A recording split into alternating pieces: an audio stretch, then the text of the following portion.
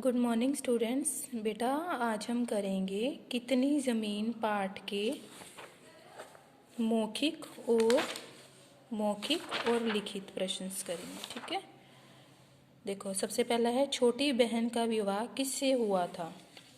तो मैंने हमेशा की तरह अलग से लिख रखी है। देखो छोटी बहन का विवाह देहात होता है गांव के एक किसान के साथ हुआ था।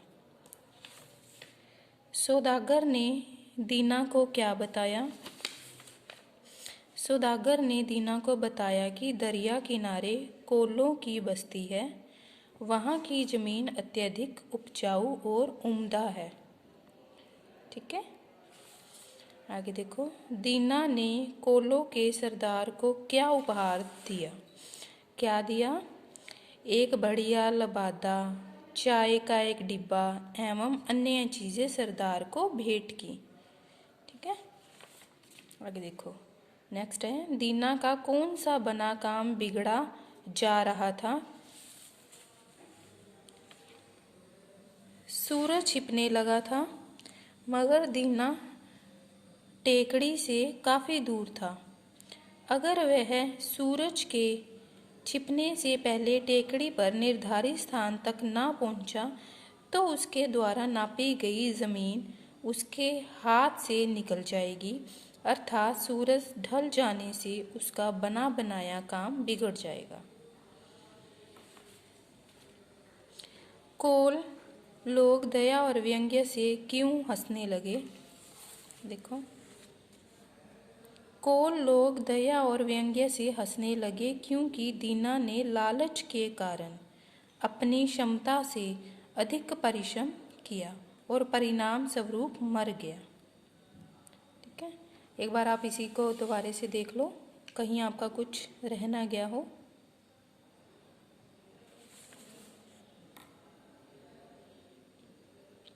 ठीक है, अब आगे आ जाओ लघु प्रश्न। देखो पहला है यात्रा शुरू करने से पहले दीना ने क्या किया। क्या किया? यात्रा पर जाने से पहले दीना ने अपनी तैयारी शुरू की और पत्नी से कहा कि वह अब घर की देखभाल करे, उसकी अनुपस्थिति में घर का ध्यान रखे। इसके पश्चात दीना अपने साथ एक नौकर को लेकर यात्रा के लिए निकल पड़ा। ठीक है, नेक्स्ट देखो ज़मीन का कागज़ पक्का करने के लिए दीना ने सरदार से क्या कहा। क्या कहा था? सरदार से कहा कि पिछले दिनों जिस तरह आपने एक सौदागर को ज़मीन दी थी और उस ज़मीन का कागज़ पक्का कर दिया था, ठीक उसी तरह वह भी अपनी ज़मीन का कागज़ पक्का कराना चाहता है। आगे देखो दीना को रात भर नींद क्यों नहीं आई। रात भर दीना बिस्तर पर लेटा रहा, लेकिन उसे नींद नहीं आई क्योंकि उसके मस्तिष्क में रह कर ज़मीन की बात ही घूम रही थी। अधिक से अधिक ज़मीन, लेकिन उसे नींद नहीं आई क्योंकि उसके मस्तिष्क में रह कर ज़मीन की बात ही घूम रही थी। अधिक से अधिक ज़मीन नापने के लालच में वह सुबह होने का बेसब्री से इंतज़ार करता रहा। तो एक बार आप इन्हीं जो क्वेश्चन से 2-3 इनको एक बार दोबारा से देख लो।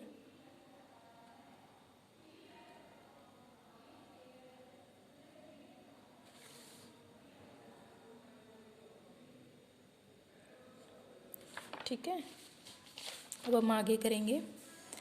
हम तो दिन के हिसाब से बेचते हैं। अब ये बात किसने किससे कही, यह कथन का क्या कार्य है, क्या अर्थ है।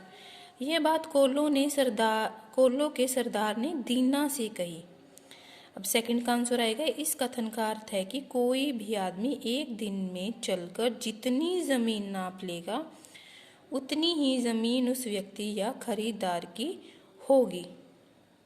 ठीक है, आगे देखो तकलीफ घड़ी दो घड़ी की है, आराम जिंदगी भर का होगा। दीना ने ऐसा क्यों सोचा। दोपहर होने पर दीना ने रोटी खाकर पानी पिया। काफ़ी गर्मी थी, उसे कुछ ऊब सी आने लगी, तो वह भी चलता ही गया। उसने सोचा यह तकलीफ तो घड़ी दो घड़ी की है, पर आराम तो जिंदगी भर का हो जाएगा। ठीक है, अब लास्ट है हमारा, सरदार पेट पकड़कर क्यों हंस रहा था। देखो क्यों हंस रहा था। सरदार दीना के अंदर का लालच देखकर हंस रहा था। सूरज लगभग डूबने ही वाला था और इस चिंता में दीना की बेचैनी बढ़ती जा रही थी। वास्तव में उससे कदम आगे बढ़ाया नहीं जा रहा था, लेकिन ज़मीन के लालच के कारण वह अपनी जान की बाजी लगा रहा था। उसके अंदर की लालची प्रवृत्ति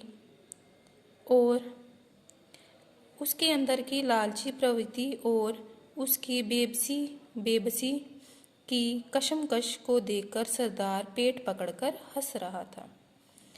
तो ये थे हमारे मौखिक और लघु क्वेश्चन आंसर। इसके आगे की हम नेक्स्ट वीडियो में करेंगे। Okay, thank you.